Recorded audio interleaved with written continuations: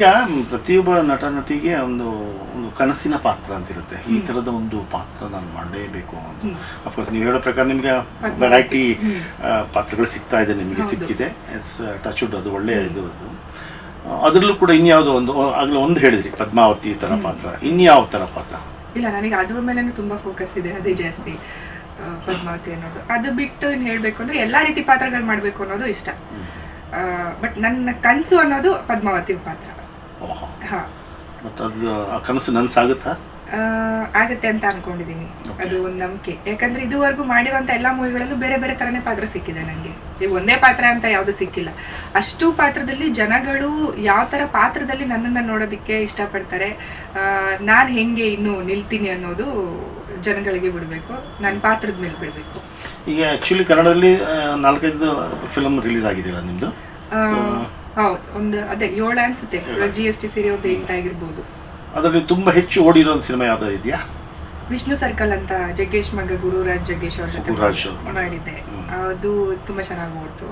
ಅದಾದ್ಮೇಲೆ ಸ್ಟಾರ್ಟಿಂಗ್ ಹಾಲು ತುಪ್ಪ ಮೂವಿ ಅಂತ, ಅದು ಚೆನ್ನಾಗಿ ಓಡ್ತು. ಇನ್ನು ಈ GST ಮೂವಿ ಇನ್ ರನ್ನಿಂಗ್ ಅಲ್ಲಿ ಇದೆ, ಸಕ್ಸಸ್ಫುಲ್ ಅಂತ ಹೇಳ್ಬೋದು. ಮತ್ತೆ ಅದು ನಿಮ್ಗೆ ಅನ್ಸಲ್ವಾ ನನಗೆ ಒಂದು ಸರಿಯಾದ ಒಂದು ಬ್ರೇಕ್ ಬೇಕು ಕನ್ನಡದಲ್ಲಿ ಅಂತ ಅನ್ಸುತ್ತೆ ಅಲ್ವಾ? ಹೌದು. ಯಾಕಂದ್ರೆ ಎಷ್ಟು ಜನಕ್ಕೆ ಸಂಹಿತಾ ವಿಜ್ಞಾ ಅಂತ ಗೊತ್ತಿದೆಯೋ ಗೊತ್ತಿಲ್ಲ, ನನಗೆ ಗೊತ್ತಿಲ್ಲ. ಇಲ್ಲ, ಅದು ಒಂದು ಬೇಜಾರಿದೆ ನನಗೆ. ಒಂದು ಕರೆಕ್ಟ್ ಆಗಿರೋ ಅದೇ ಜನಗಳು ತಗೋಬೇಕು, ಅದನ್ನ ರೀಚ್ ಆಗ್ಬೇಕು ಜನಗಳಿಗೆ. ನಾನು ಈ ತರ ಒಂದು ಇದ್ರಲ್ಲಿ ಓಕೆ ಇಷ್ಟಪಡ್ತಾರೆ ಜನಗಳು ಅಂದಾಗ ಆಟೋಮೆಟಿಕಲಿ ರೀಚ್ ಆಗುತ್ತೆ. ಇನ್ನು ಯಾರಿಗೂ ಒಂದೇ ಒಂದು ಸಿನಿಮಾ ಸಾಕು, ಒಳ್ಳೆ ಸಿನಿಮಾ ಒಂದು ಹಿಟ್ ಸಿಕ್ಕಿದ್ರು ಹೌದು ನೀವೆಲ್ಲೋ ಹೋಗ್ಬಿಡ್ತೀರಾ. ಹೌದು, ಇಷ್ಟು ಸಿನಿಮಾ ಮಾಡಿದೀನಿ, ಯಾರಿಗ್ ಗೊತ್ತು, ಯಾರಿಗೂ ಗೊತ್ತಿಲ್ಲ. ಸೊ ಅದೊಂದು ತುಂಬಾ ಬೇಜಾರಿದೆ. ಗೊತ್ತಿಲ್ಲ, ನೋಡೋಣ. ಆದ್ರೂ ಹಿಂದೆ ಹೋಗಿಲ್ಲ, ಇನ್ನೂ ಹೋಗ್ತಾನೆ ಇದ್ದೀನಿ. ಎಲ್ಲಿ ನನಗೆ ಬ್ರೇಕ್ ಸಿಗುತ್ತೋ ಅಲ್ಲಿವರೆಗೂ ಹೋಗ್ತಾನೆ ಇರ್ತೀನಿ. ತೆಲುಗಲ್ಲಿ ಎಷ್ಟು ಮಾಡಿದ್ದು? ಒಂದು ಫಿಲ್ಮ್, ಒಂದು ಸಿನಿಮಾ ಮಾಡಿದ್ದೀನಿ. ಏನು cinema? You are my hero ಅಂತ. ಅದು ಹಿಂದಿ ಸಿನಿಮಾನು ಅಂತಾನು ಹೇಳ್ಬೋದು. 2 ತೆಲುಗು. ಮತ್ತೀಗ ಅಪ್ಕಮಿಂಗ್ ಹಿಂದಿ ಗಜಲ್ ಸಾಂಗ್ ಒಂದು ಮಾಡಿದ್ದೀನಿ, ರಿಲೀಸ್ ಆಗಬೇಕು. ಯಾರು ಚಂದನ್ ದಾಸ್ ಅವರ ಸಿಂಗರ್.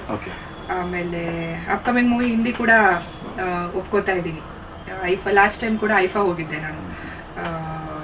ಈ ವರ್ಷನೂ ಕೂಡ ನೆಕ್ಸ್ಟ್ ಇಯರ್ 2026 ಕೂಡ ಹೋಗ್ತೀನಿ. ಅಷ್ಟರೊಳಗೆ ಒಂದು ಹಿಂದಿ ಮೂವಿ ಮಾಡಬೇಕು ಅನ್ನೋ ಟಾರ್ಗೆಟ್ ಇದೆ. ಬಟ್ ಆಪರ್ಚುನಿಟೀಸ್ ಬರ್ತಾ ಇದೆ.